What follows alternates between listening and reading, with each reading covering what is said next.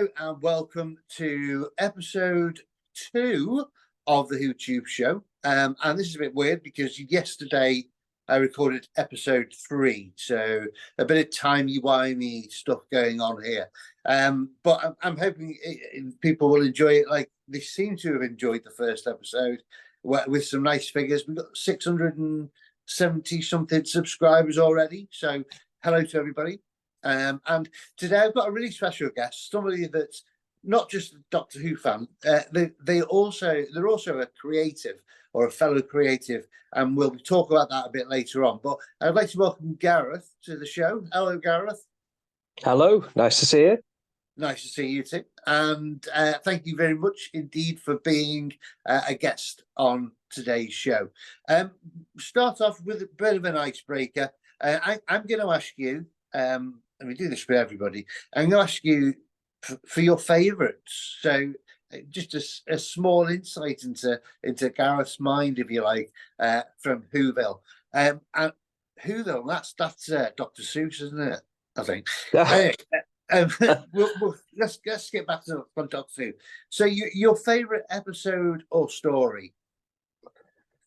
Oh, that's a tough one, isn't it? It changes a lot, you know. Yeah. I would have to say, and God, it'd have to be, if I only had one day left and one story that I could watch, I'd probably say Earthshock. Earthshock, good one.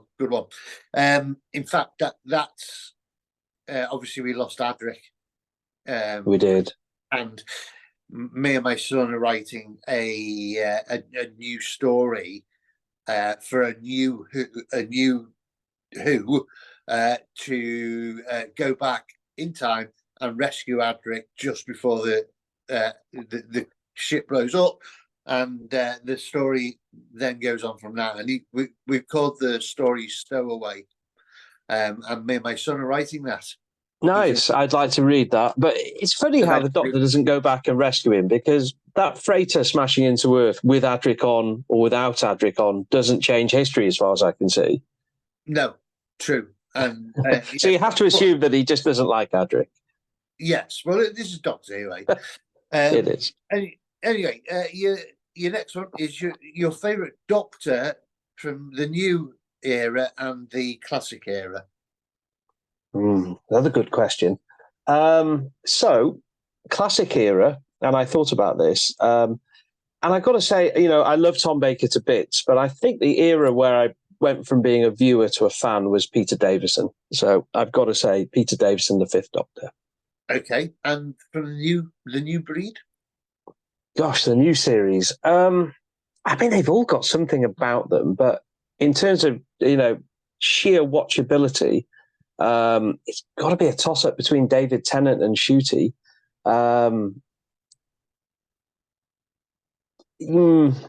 David Tennant by a whisker.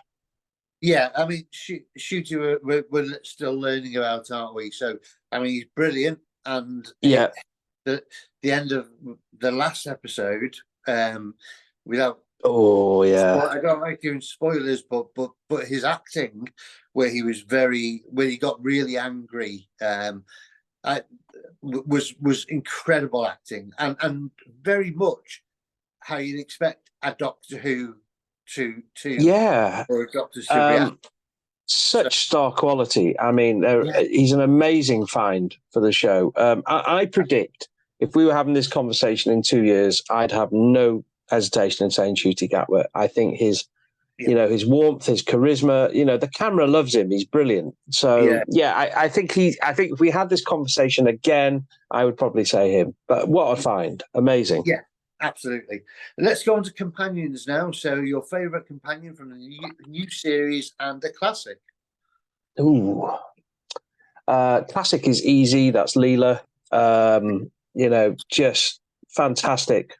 Some of my earliest memories are with Leela. Brilliant and equal for the Doctor, but different. A person of instinct and skill and bravery and courage. Wasn't competing with the Doctor, but brought something different. So definitely Leela. For the new series, that's a bit trickier. Let me have a think. I would probably have to say, boring that it is, it would probably be Rose. Yeah, I can't argue with that. To be honest, I really can't. Your favorite logo, of course, that changes as we know. Oh, it's the diamond. It's the classic. There's no coincidence they've brought it back. The new one or the old one? Oh God, even worse. No, it's got to be the old one. It's got to be the old one. I mean, the new one is brilliant, but the old one still brings back those Saturday tea time shivers. Yes, it does. It does. And now your favourite spin-off. Well, there's not been that many, have there? No. Favourite spin-off. I suppose it's got to be Torchwood, really. It's a bit patchy, but I think that third series, the one they stripped over 5 nights, Children of Men, I think, is brilliant. It's just great TV. Yeah. So, yeah, Torchwood. Okay, next, we're going to categorise all these 3 things together. So, your favourite villain / monster / alien? Ooh. Favourite adversary to Favourite adversary? It's got to be the Roger Delgado master. Smooth, urbane. But when he turns on the menace, in things like the, it's brilliant. You've got Mind of Evil where he's quite horrible. You've got Claws of Axos where he's basically the Doctor. And the Demons, I always think, is a master story that has the Doctor guest starring in it. So, yeah, Delgado's master is unbeatable. Okay, sticking on that then, do you prefer the master or do you prefer Missy? It's the master, I think. Missy's a great character, and she's doing something very different, but it's the master for me. I kind of like the master calculating and interesting and credible. The minute the master's sort of chuckling and a bit kind of jokery, it doesn't quite work for me. No, I understand that as well. I keep thinking as we're talking, yes, I agree. There is one thing I don't agree with. I'm a big Sarah Jane Smith fan, so the companion one would have been me. But we haven't finished just yet. So now your favourite guest star, and that can be anyone from like Martin Clunes, as we know, is in it. Oh, so many. So many good turns, so many great turns. It's got to be Christopher Gable as Shara's Jack. I think that's a performance that just stands the test of time. But so many. Maurice Colburn as Lytton, brilliant. In the new series, Derek Jacobi as Professor Yana, brilliant. Yes. So, but yeah, they're all brilliant. But I'd have to say Christopher Gable just for quality. Yeah. Right. Now, your favourite version of the TARDIS interior? Ooh, gosh. I got to say, the Jules Verne season 14 wooden TARDIS, I think, is brilliant. And it's a shame that the sets got accidentally scrapped or damaged in storage, because I think that would have been our TARDIS for the second half of the 80s or the 70s. So, yeah, that one I'd say. Okay. Now, do you prefer one companion or more than one companion? Now, I thought about this because there's really good examples of both. If you look at Pertwee, then Third Doctor and Joe Grant, perfect. But then you look at Sarah, Harry, and the Doctor, and that's also brilliant. That's perfect. And I prefer Sarah, Harry, and the Doctor to just Sarah and the Doctor. I think there's something about that relationship's good. I would say probably I prefer more than one companion, but it is a lot harder to pull off. And I think there aren't many times where they pull it off well. Troughton seems to do it. Hartnell does it, obviously, with Hartnell's got 3 a lot of the time. But yeah, I'd say more than one, but harder to do than it looks. Yes. Now, this is a big question. What on earth did you do with yourself between 1989 and 1995, and then 1995 to 2005? What did you do with yourself? Okay, so 89 to 95, that would have been... I mean, I was doing my A-levels when the show went off the air, and I was a bit miffed, I'll be honest. And, I read Doctor Who magazine every month, hoping it would come back. And then we got to probably about 1991, 92, and I thought, oh no, it isn't coming back. And actually, I think that's the most interesting time for Doctor Who. And then, I think I was mostly watching all the reruns on UK Gold and getting in touch with all the past that we hadn't been able to enjoy. Doctor Who magazine became more expansive and interesting and looking back. So I think I was probably, in university, but a bit of a sort of Doctor Who geek scholar on the side, just enjoying all this stuff. After 95, so after the TV movie, now funny enough, I remember getting to a point where I thought it isn't coming back, and I was all right with that. And it was almost like a breakup where you start seeing other people after a while. And, so I remember thinking it's okay to like other shows and it isn't coming back, and that's okay, and broaden the horizons.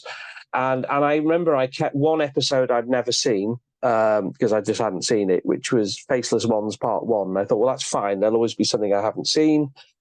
And then they bloody brought it back. And now we're back in, So, yeah, it was, they were both good times, interesting times, good times to be fans, actually, because I think we were left to do what we wanted. And lots of creative things came out of that. Doctor Who magazine, the comic strip, New Adventures, all those Big Finish, all those things were only possible because Doctor Who was just dead and probably being looked after by one person at BBC Enterprises who just went, oh, yes, that all looks marvellous. Yeah, I agree. Right, so we got one question left, and this is probably the most important one of all. Jelly babies or fish fingers and custard? I've tried both. Are you serious? Yeah, we used to have a pub. I used to have a pub, and we did several Doctor Who events in Manchester, and we served fish fingers and custard. And, it's not bad. It's not bad. It sort of works. It's a sort of Heston Blumenthal style, creation. I'm sure he would make it work brilliantly. But no, it's Jelly Babies. It's the authentic Jelly Babies. It's so clever. It's so 70s. And Tom has a lot of fun with those Jelly Babies. So, yeah, it is Jelly Babies. I can't believe that you created fish fingers and custard and people actually tried it. I thought that I would never get that answer at all, and here we are on episode 2. There we go. And you broke in a stone. Do it's not bad. It's not bad. I remember it being okay. A bit like deep fried Mars bars and things like that. It shouldn't taste nice, but it kind of does. But you wouldn't want to live on it either. No, definitely not. Right, now let's get into your world a bit more now. So the big question really, first of all, when did you start watching the show? Well, I don't remember a life without it. I must have. I'd imagine it was very useful for my mum and dad because, they we had a family business. So I grew up in a hotel in Llandudno, and, the show would come back every year, and I would be plonked in front of the telly, I would imagine, and I just loved it. I don't remember a life without it. My earliest memory, I've probably got one or two memories earlier, but not many. But my earliest Doctor Who memory is The Deadly Assassin. I remember it very clearly. The dreamscape in part 3, the decaying master with the big fried egg eyes, and the whole. I didn't always understand what was happening in that, but I knew it was good, and I knew it was thrilling, and I knew that the Doctor would always see us right. So yeah, I don't remember a time without it. It was always there. So what does it mean to you as a person then? I mean, for me, I think I've mentioned this already in the first episode, but for me, it's my escape. So just to give you an example of what's from a mental health perspective, the escape once a week, 45 minutes, just me and the Doctor going on an adventure. So for you, what does Doctor Who mean in your life? Isn't that brilliant? That's a brilliant question. I mean, growing up, it became my world. And in some ways, that's a good thing. In some ways, it wasn't. You know, I remember once I was introduced to the junior library and I worked out that you just had to look under Dick's Terrence and all the good stuff was there. You know, that's pretty much all I ever read was Doctor Who books after that. So it kind of became the atlas of my world. You know, but I did other things as well because it was the 70s. There was, you know, that was it. It probably started to change with Doctor Who Weekly because suddenly there was this thing, you know, when I'd have just gone 7 that was in the newsagent every week, and it was full of all these old pictures of old Doctor Who and comic strips with Cybermen, which I hadn't seen, and photo files about the stars. So that was it. But yeah, it was always my absolute favorite thing. That and Star Wars was also brilliant. But Star Wars, you could only watch the once on the cinema in the 70s, and that was it.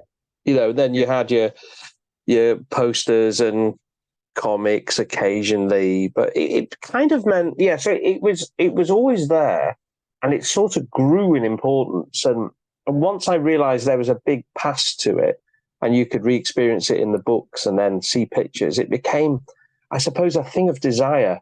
So back then it was a thing of desire, of longing. You know, I had all of my Target books, which I would, you know, I'd arrange in order, or sort of sometimes by doctor and sometimes production order. Sometimes I'd just look at those amazing covers, and, you know, I loved Christmas and I loved going on holiday because I'd get some new books to read.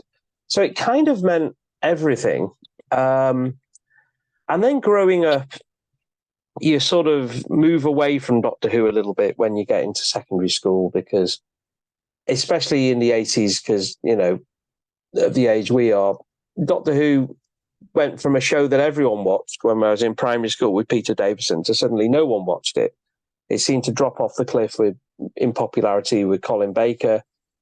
And then Sylvester McCoy's stuff didn't always land, you know, for the peers. So Doctor Who went from being something that we'd all talk about and swap books, and to it became a very personal and in some ways lonely pastime, you know, because I didn't know any other Doctor Who fans for a long time. You then fast forward a few years, go to the 90s, and I'm in university, and I'm starting to go to the odd Doctor Who event, and I'm starting to, you know, read more and meet more people. And now Doctor Who is a thing of friendship. You know, I now think of Doctor Who, and I think through the prism of the people I've worked with on projects, the people I've met, the people I've had, you know, gone out for drinks with. You know, there's a group of us meet every month in the pub in Manchester, and those are friends. You know, right. we sometimes we talk about Doctor Who, a lot of time we talk about everything else. So it's sort of friendship now. So it's and it's a much less lonely thing now because Doctor Who is popular again, and lots of people talk about it. So it's I would say it's always been there. It's the spine of my life. I remember my mum saying to me, "Do you think this has been good for you, son?" at one point. And I had to think about that. And I think I'd have given a different answer at different times in my life. You know, in my early 20s when I was, you know, out trying to meet, you know, when I was trying to meet women and pull girls and, you know, bringing someone home and having all your Doctor Who stuff neatly stacked on a shelf just made you look like a serial killer in the 90s. It was about as cool as the sun to be a Doctor Who fan. So it's all very different now. And I think the world has moved on in a good place. And yeah, it's still a great thing. It's still always there. You know, it's still always there. Yeah, you mentioned friendship and the events and I was due to go to one on the Wirral on Saturday just gone, I think, but I was unable to make it at the last minute. It was, to be honest, it was going to be my first Doctor Who event because I've never, apart from playing Daleks and Cybermen in school, in primary school, I've never actually taken my Doctor Who world outside my own bubble, if you like. Yeah. Dot and Bubble being the last episode, and I'm saying in this bubble, but I've never really met other Doctor Who fans, and this itself now, this show is getting me to meet people. But if you were to advise people watching right now who are like me and don't really go out to these events, what would you say to them about the events? Would you be telling them they should go, or is it a personal thing? What would you? I mean, they're not always the easiest things to go to on your own. I mean, that's true. If you're, in one sense, they can be quite lonely things. If you don't know anyone, in one sense. On the other hand, when you go to an event like a Doctor Who convention, like the one on the Wirral would be a good example. So there's a program there. So you can sit there and you can listen to the talks. There's entertainment on, and if it can be quite cliquey, because there are, and I'm as guilty as the rest of them, because sometimes you just want to speak to the people at these things. It's not always easy to break in, but it does happen. I would say probably start with the BFI events in London, which I know not everyone's going to get to, but they're good because they're very affordable. The main activity is being sat in a big room with 500 people watching, a beautifully restored bit of Doctor Who, and there's guests, and then there's a quiz after. So there's kind of they're quite good to start with, and some of the other events can be lovely. What I would say is probably a good way in would be that there are still some local groups where people meet. I know that our group in Manchester, Vworp's been meeting for nearly 15 years now. And it's the last Saturday of the month in the Britain's Protection pub in the afternoon. Sam and Dave are always there, like the welcome committee. People get in touch, and we get new people come every month. Okay. And some people come every month, and some people just pop in, but they're always welcome. We have a Christmas do. And that's a good way in, just to sort of speak with other Doctor Who fans and realise that you're not alone, that there's lots of other people, and mostly, we're at a point where all viewpoints are welcome now, I think. There isn't this sort of slightly, rigid, dogma that if you like that era, you're an idiot, and if you like that era, you're right. And you know what I mean? There's an appreciation for the whole thing, and that everyone's a fan of something. So I would say some of the local groups can be quite good. There's one in Liverpool. There's one in Manchester. I think there's a couple in London. So they are about, and there's a brilliant new one just started in North Wales, actually, with a couple of guys who came to ours in Manchester, and they're, it's part of that. I live in North Wales, so maybe there you go. I'll have to have a look for that.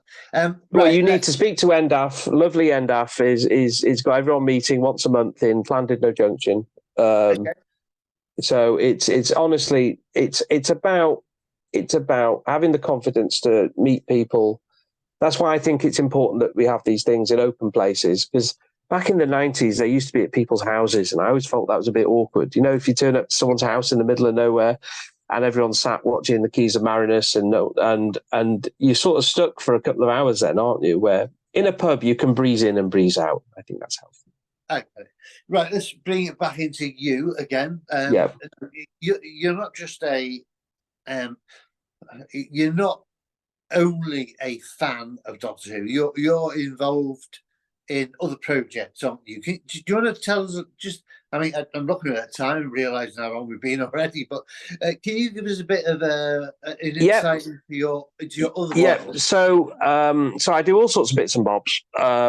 A lot of it is down to the pub that I used to run in Manchester, where I used to have the Lasagari for nearly 10 years. And because it was my own pub, we did things we liked. So I started putting up Doctor Who artwork on the walls, Adrian Salmon stuff and Dave Gibbons. And we started running Doctor Who events. And then we started running this Doctor Who meeting, and it sort of snowballed from there. But no, I publish a fanzine called Vworp Vworp, which has been going now since 2009. I do that with Colin Brockhurst, who we started off doing it together, and now we still do it together, but I sort of publish and support him, and he edit and design. So it's a lot of work. We do one of those every couple of years. So that's Right. it's still the big fanzine going, and so we do Vworp Vworp. And through Vworp Vworp, because I met all these amazing artists and writers, because Vworp Vworp originally started out being all about the Doctor Who comic strips, I set up Cutaway Comics, and we do Doctor Who spin-off comics. So Paradise Towers, Lytton, Omega, Inferno, all sorts of amazing comics are out and are coming. And now we also do big format books as well. So we've done a big book with Philip Hinchcliffe that's out in August, The DNA of Doctor Who. And we've got one that's out at the moment, which is a huge, beautiful visual guide to the character options figures, a bit like the Steve Sansweet Star Wars guides. So that's out on Indiegogo at the moment. That's running for another sort of 10 days or so. All lovely stuff. So that's what we do, So it's and in the rest of the time, I do consultancy work and I restore arcade machines and put them in bars. So it's a very varied life that I have. I'm lucky. I'm blessed. Yeah, it sounds it. So the let me just get this right. The fanzine comes out once every couple of years, but it is very bulky, isn't it? It's big. There's a lot. It's a big thing. It's a big thing. This is always a slight tension between myself and Colin, because I'm thinking, no, we've got to keep the weight down, or we won't be. No one will be able to afford to pay for it abroad because the weights will be too big. And Colin's going, no, but we can't leave this out. And I think, no, we can't leave that out. So it's big. It's really big. Our last issue came out in November and was all about an unearthly child, which is quite poignant now with William Russell going this week. But yeah, so, and the free gift with that, because we always do crazy free gifts, and the free gift with that was a DVD with a great Waris Hussain chap and some other lovely animated bits. But the main piece was a 19-minute full cast animation of the David Whittaker opening chapter to Doctor Who and an exciting adventure of the Daleks on Barnes Common. And that's amazing. Brilliant young animator called Mel Meanley, who is going to go on to incredible things. But yeah, so that was our little love letter to the show at the very beginning. All right. Well, before we get on to playing a game, I've got one final question. Of course. This is probably the most important, to be fair. Did you ever hide behind a sofa? Oh, do you know, that's a good question. I may well have done, because I remember the lounge in the hotel, and we did have a standalone sofa. It was this kind of blue teal one with big elastic bands that sort of held up the cushions. So the answer is I must have done. I don't remember. I mean, I used to love all the horror stuff. It was great. But yeah, there must have been times where it went, where it got a little bit gruesome. So maybe the sofa was there if I needed it. That's a good answer. I like that one. Right. Okay. Now to a game. Last week we tried a game where you'd spoil an episode title by replacing just one word with something else. And for me, it worked okay-ish, but there was, I think it took too much thought. So time-wise, it didn't really work as well as something else. So what I've come up with is something based on the old game TV called The Price is Right. I don't know if you recall that. Oh, I certainly do. It was a staple of Saturday, Friday or Saturday night viewing with Leslie Crowther. Come on down. Yes, come on down. The Price is Right. Well, come on down, Gareth. The Price is Right for you tonight. And I'm going to. I was on eBay earlier, and I searched Doctor Who and made and then clicked the buy it now, and clicked UK only. So I'm going to give you an item. Some of them may be quite specific. Some of them may be just general. And I want you to guess the price. Now, if you get it within 10% ish. Now, when I say 10% ish, I'm going to hold judgment over that. So if I believe you're close enough, and I don't expect you to get the calculator out. That's no, all I fair. really don't. I really won't be doing that. So, No. so if you get within 10% ish, you get 25 points. If you get it exactly right, you'll get 50 points. Wow. And if you are out, more than 10% and you're out, then for every pound, you lose points. So let's say something's £50 and you say it's 75. Well, I'm afraid you're not within 10% and you're going to lose 25 points. So wow, this feels tough, but bring it on. Let's give this a go. Are we going to have the yodel? You have the yodel song. You start off on plus 100 points, so I'll give you 100 to start with, and let's see where we go. So the first item is a DVD of Ghost Light, and it's signed by Sophie Aldred, Ace, as we know. And that's it. So how much do you think that is up for? I think that's a buy it now of £25. I'm sorry, £70. I'm afraid. Goodness me. Yes. I think we should look at sold items on this. I'll be selling all mine if that's the case. Yes. Maybe that's the point. Maybe that's what I should be doing. A disastrous start, but there we go. There we go. Start. I forgot what you said now. 20 what did you 25. Say? 25. So okay. So we're losing what is it? Am I right? 50 points. Yeah, 50 points. It's 47. 45, I mean. But anyway, 50 points. Okay. Next is a 10th Doctor sonic screwdriver with sounds and lights, and it's boxed.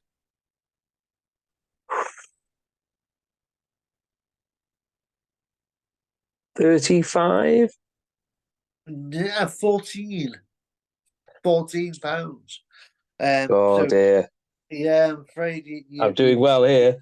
You're not doing very well. I'm all sorry. Right. Go on, then. You could put it back over the time. That's only the second one. Number 3. Now, this is an empty 6-inch TARDIS box made of tin. So it's a tin, it's empty, it's got no box, no nothing, it's just as it is, a 6-inch empty TARDIS tin. Trust me, not a lot. That's got to be £8. 7. So I'm going to give you 25 points. So you back up. I've got you as 55 points. That might save me. Plus 55, by the way. Yeah. Wow. Next one, the 2009 Doctor Who Cyberman mug. Not in the box, just as it is. 2009 Doctor Who Cyberman mug. Now, I'm going to go with £4. It's £9. So you're but it's all right. It's not so much. Next, the Doctor's fob watch, a second-hand one, not in its box. So it's just the fob watch, no box. I don't really know, and this is going to give you a clue as to the fact that this isn't a lot of money, because when you buy the fob watch, you get an extra couple of bits with it. So you get like the journal and things like that. Yeah, being quite desirable. So I'm gonna say it's on its own. I'm gonna bet that's £90. No, have another go. Please have another. It's far lower than that. I'm going to give you a second go on this, because it's nothing special about it. It's the toy one. It's just it works. Oh, you've broken up. Sorry, I'm going to give you another go because you were way off. So just give you a hint. Okay. It's a second-hand fob watch. It works, but it's just a fob watch on its own. It's nothing special. It's a toy one. It's the one that. Right. Okay. Well, let's go for 25. It's 7. 7. There we go. God, I'll be investing in one myself. Yes. There we go. Next one is one of a kind. Now, this is medium big, one of a kind. David Tennant as the Doctor painting. It's been done by an unknown artist, so it's not a known artist. It's a painting of David Tennant as a Doctor, one of a kind. It's less than £100, right? Well, let's see. What would someone pay for a one-of-a-kind painting of David Tennant? Oh, I have no idea how nice it is.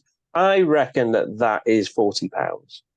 You're close there. I'm going to give you 25 points, actually. It's £50, but I'm going to give you 25 points. Well, that's as kind as always. Yeah. Yes. Who knew? I feel I'm going to have to check these items out. You know, I want to see what this painting's like. It could be something fantastic. It is quite good, actually. I have to admit, it's quite good. And to be honest, £50 is more than fair. One to hang in your home. Yeah, lovely. Yes. Right, a figure of Davros. It's boxed. It's the Journey's End Davros figure, boxed. Toy. It's just the toy. It's nothing special. God, now you see, if I had my Go Figure colleagues here, you know, the figure book, they'd instantly go, it's that. No, it's that. No, it's definitely that. So I'm going to say that Davros is probably £15. You're close there. It's £10, but okay, take off the five. You're hovering around this 50 points, but you're still in a plus situation, which is great. Thank goodness. Right, 2006 Cyberman voice changing helmet, no box, no nothing, being played with, probably got a lot of child spit in it. So 2006 Cyberman voice changing helmet. Wow, I would say that is got to be £6. £20, £21. Goodness me, I am surprised. I know, me too. Right, wow, well played with. The Destiny of the Daleks, Tom Baker DVD, secondhand. It's not signed review. It's just the DVD secondhand Destiny of the Daleks. £6. £3. So okay, I'm going to. I don't even know where we're at now. I'll have to add it up afterwards. Yeah, I don't think I'm troubling the leaderboard particularly here. Isn't it amazing how these things have just collapsed in value? Maybe people start. It'll be like there'll be a select set of people who suddenly decide they want to collect all the original DVDs at some point. Yeah, and the price will skyrocket. And they'll come back round. There'll be certain rarities that people say, "Oh yeah, must have." Yeah, absolutely. Right, nearly finished. A boxed 5-inch figure of Clara. And it's just standard Clara. It's not Victorian Clara or anything. The main Clara, 5-inch boxed figure. Can't see anyone going big for Clara. I reckon that is £7. It's £20. 20? Yeah. Goodness me. So well, we're going on. It's the last 5 questions, and by my reckoning, you're plus £30. I'm wrong, by the way. I know that for a fact because I've missed the load. But you're in a plus situation. I'm just giving you on that side. I can live with a plus situation. Yeah, it's like bargain hunt. This. It is a 60 years of Doctor Who and companions mug. So you got a mug there, haven't you? But I do. 60 years of Doctor Who and the is it boxed or unboxed? Unboxed. It's just after the 60th, so I reckon they'll be trying to scalp that one in. So I'm going to go with 12. Spot on, absolutely spot on. £12 it is, and that adds 50 points to your total. And I'm going to have you at plus 80 at the moment. Saved by the mug, amazing. I know, yeah, incredible work there, amazing. Right, a 50th anniversary special Doctor Who book called Earthworld by Jacqueline Rayner. So it's a story. It's a novel. 50th anniversary special one though. So yeah, books don't seem to be. It's difficult, this one, because I don't know how popular those books are, how many of them there were. There weren't many books, so, and I'd imagine they're probably quite collectible. They're kind of hardbacky ones. So I'm going to go with a buy it now of £14. at £6. So Ah, we lost a little bit there, but that's okay. yeah, that's all right. Because of what you did with the last one. Right, 3 more to go. David Tennant, in his 10th Doctor. Oh, sorry, David Tennant's 10th Doctor costume for cosplay or Halloween, size extra large. So it's too small for me. But David Tennant's 10th Doctor costume, it's not great quality because it is for like cosplay and Halloween. It's not like, you're not buying his. Yeah, I would say that feels to me like that's £30. 37. I'm going to give you. I'm going to give you Mark a 25 points for that as being relatively close. So plus 25. So you're on 90. Oh, plus 97. Overall, you've only lost £3. Wow. 14. Number 14. A job lot of 17 Doctor Who box sets. Wow. What, DVD box sets? DVD box sets, yes. Ooh, that's a lot. But they are DVDs. Over £50. Yeah, it got to be. So let's see. So 17. Yeah. They're going to want at least a fiver a box set. So that would take it to, I think that's a buy it now of £95. £70. So you did relatively well. Not bad. I can't give you the 25 points. No, that's fair. That's very cheap. There's a lot of Doctor Who for your £70.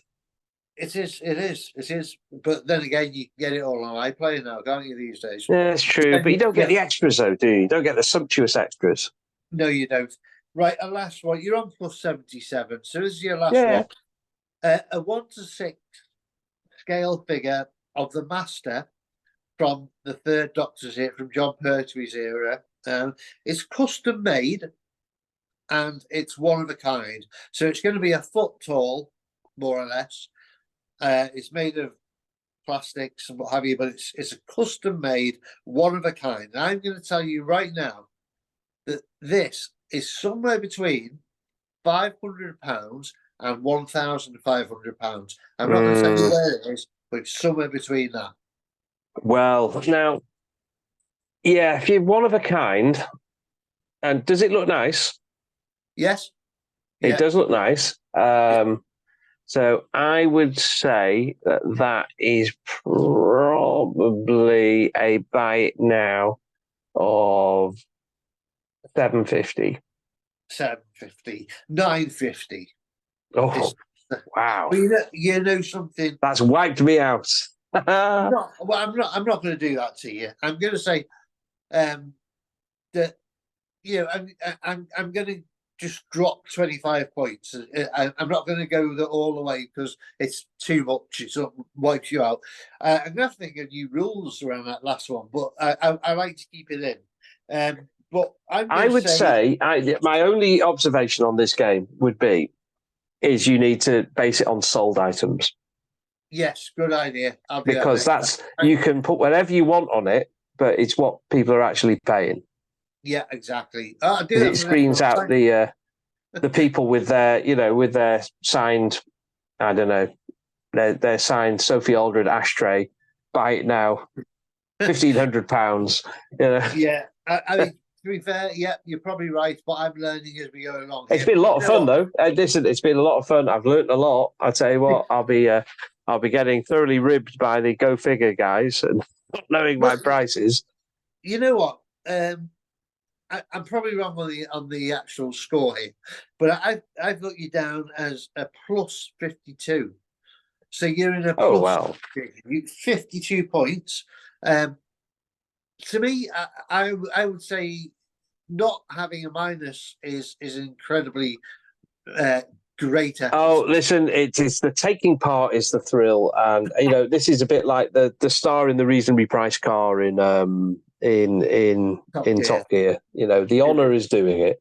So brilliant. Thank you. And it's who the price is right. Brilliant. Bit of a laugh. Anyway, listen. Absolutely. I would like to say thank you very, very much for being part of this and agreeing to be on the show. It's been an absolute pleasure having you. We've gone way over the half an hour. Oh. We weren't disturbed by the postman. For people who don't know, I'm waiting for a special delivery, and I had this fear of the door ringing halfway through our conversation. That didn't happen, and no, it's worked out beautifully. It did, and you've been a great guest, and I thank you so much.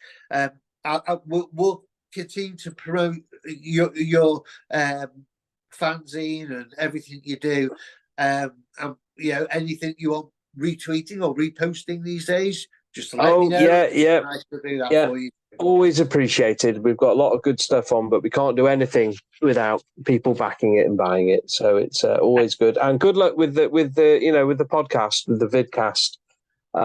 It's a lot of fun, and and like I say, if you find yourself at a loose end, come to Manchester last Saturday of the month. It's a lot of fun.